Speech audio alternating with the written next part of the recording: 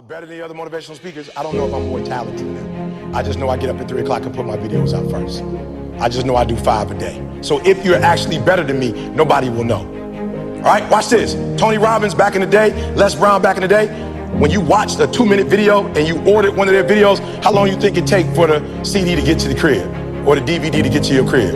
Anybody, how long you think it takes? 4 weeks. 4 weeks. I did something nobody else did. I gave away my content. I put my content out every day. Probably in love with ET at that point. You about to get a divorce. You just failed your bar exam. Your team just lost in the championship. You don't need motivation 4 weeks from now. I saw a gap, y'all. I saw a gap in the industry. And I said, just give your stuff away for free. And guess what? When you give it away for free, they will be endeared to you because I believe the content is sweet. You know when you go to the grocery store or you go to the mall and they say, try fried rice. You're like, yo, I'm good on that. No, try fried rice. You're like, bro, I want to try fried rice. And you taste it, you're like, ooh. They're like, come, $5.99. Right? They gave it to you for free. And then you bid it for free, and guess what happened? You bought a whole meal. You don't treat it you don't treat it real. Like you give it a pass because it's your baby. But if somebody else was to get on your couch and do that, you'd have a fit.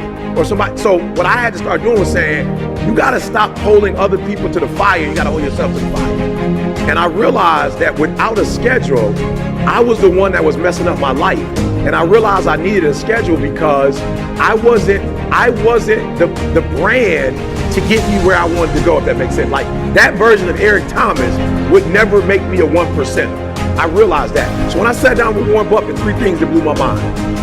I never really realized where his money came from. So the first thing I did was I'm like, yo, his money comes from investments. Well, what happened was when he was 12 years old, his father gave him his first grand and let him make an investment. So I realized he's not getting up early in the morning just to get up in the morning. What he says he does is he reads. He doesn't just read books. That's not what he does. He reads financial reports. So this dude was telling me he read a financial report of General Motors in 1964. And I'm thinking why would you be reading? It's 2000, whatever it was, 14, 15, I don't remember what year it was. It wasn't the 60s. But to his point, he was reading the document, the financial, listen to me. He's a financial genius. What was he reading? Finances.